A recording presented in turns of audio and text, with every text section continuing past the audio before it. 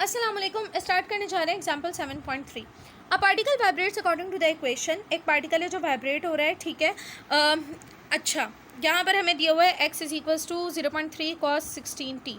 अच्छा, आगे देखते हैं find amplitude frequency and position at t is equals to 0। ठीक है, हमें ये तीन चीज़ें इसकी निकालनी है। ठीक है, अब हमें ये जो इधर जो डिस्प्लेसमेंट है वो इक्वेशन की सूरत में दी हुई है। ठीक है, वो एग्जैक्ट वैल्यू नहीं दी हुई, 0.3 cos 16t दी हुई है। ठीक है, अब हमसे कहते हैं जो जनरल इक्वेशन होती है डिस्प्लेसमेंट की, ठीक है, वो जनरल इक्वेशन हमारे पास वाइब्रेटिंग बॉडी की कुछ इस तरह से होती है। ठीक है, x is equals to x naught cos omega t. ये सब कुछ हम ड्राइव कर चुके हैं। ठीक है, आगे आते हैं।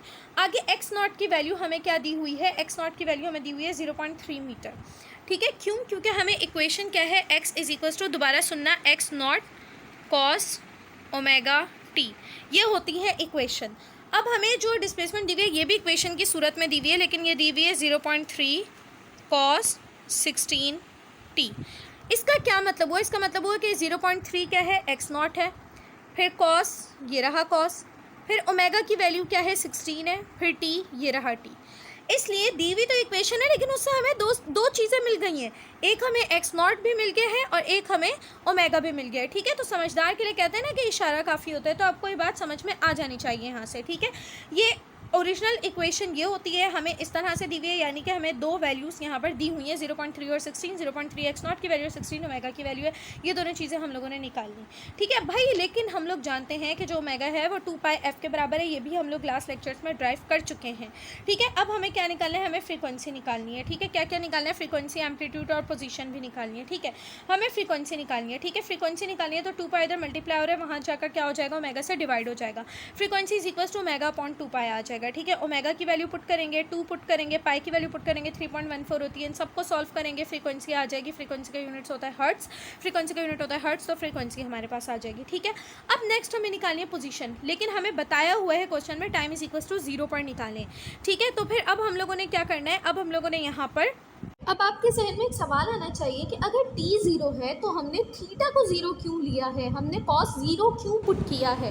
रीज़न इज़ दैट कि हमारे पास इक्वेशन है x is equals to x naught cos theta. ठीक है, ये अगर फॉर एग्जांपल हमारे पास इक्वेशन है। ठीक है, अच्छा अब देखना, यहाँ पर आपको जो इक्वेशन बनाकर दी हुई है वो दी हुई है 0.3, यानी कि x की वैल्यू आपको गिवन है 0.3 cos।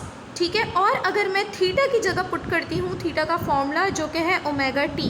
ठीक है, तो यहाँ पर हमारे पास क्या आ जाएगा? कॉस के साथ हम पुट कर देंगे क्या? ओमेगा टी पुट कर देंगे। ठीक है, इस तरह ये वाली इक्वेशन हमारे पास बनी थी। ओमेगा टी कहाँ से आया था? ओमेगा टी थीटा की जगह पर आया था। क्यों? क्योंकि थीटा हमारे पास इक्वल होता है ओमेगा टी के। ठीक है ना। अच्छा अब देखना, अब यहाँ पर हमें ओमेगा की क्या वैल्यू गिवन है? ओमेगा की वैल्यू हमें गिवन है 16। ठीक है, क्योंकि जो हमें क्वेश्चन में वैल्यू दी हुई है, हमें क्वेश्चन में क्या दिया हुआ है? देखें, इसी इक्वेशन को हम दोबारा से देखते हैं। क्वेश्चन हमें कुछ इस तरह से दिया हुआ है, जो वैल्यू है वो हमारे पास है, इक्वेशन जो है वो है x is equals to x naught cos theta. ठीक है, और यही इक्वेशन हमारे पास बन जाती है x is equals to x naught cos theta की जगह पर हम पुट कर देते हैं ओमेगा टी, क्योंकि थीटा किसके बराबर है? थीटा हमारे पास बराबर है ओमेगा टी के। अब जो आपको क्वेश्चन में दिया हुआ है वो दिया हुआ है 0.3 cos 16t, यानी कि आपको ओमेगा की वैल्यू दी हुई है 16।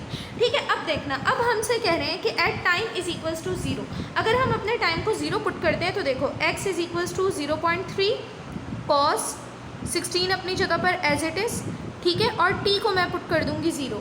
ठीक है, अब देखना, ये जो 16t है बेसिकली ये ओमेगा t है, और जो ओमेगा t है बेसिकली ये पूरा थीटा है। तो अगर मैं 16 और 0 को सॉल्व करवाती हूँ, इट मीन्स कि मुझे थीटा हासिल होगा इन दोनों को सॉल्व करवा कर। 16 0 से कोई भी चीज़ 0 से मल्टीप्लाई होती है, 0 आ जाती है। ठीक है, 16 था ओमेगा, 0 था t। ओमेगा टी किसकी वैल्यू थी? थीटा की थी। 16 मल्टीप्लाई बाय 0, ओमेगा टी में क्या आंसर आ गया हमारे पास? 0 आ गया। ओमेगा टी का आंसर 0 आया है, इट मीन्स थीटा की वैल्यू 0 आई है। ठीक है, देन मैं पुट करूँगी cos 0 degree is equals to 1।